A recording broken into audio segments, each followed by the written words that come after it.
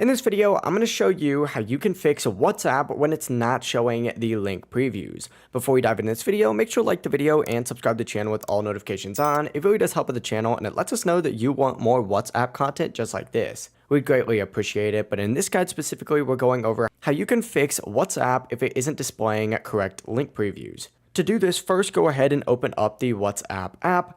And keep in mind, this is going to work the exact same for both iPhone and Android, so it doesn't really matter which device you're on. But on an iPhone, go ahead and navigate to the Settings tab by clicking on the Settings gear in the bottom right. On an Android, you're going to have to tap the three dots in the top right and then select Settings. Once getting to Settings, the rest of the steps are the exact same. Scroll down until you see the Privacy option and open it up, and then go ahead and scroll all the way down to the bottom of this page, and you're going to see an Advanced tab. Select that. Now the setting you're looking for within here is this option to disable link previews. If it is switched on, go ahead and make sure that it is switched off.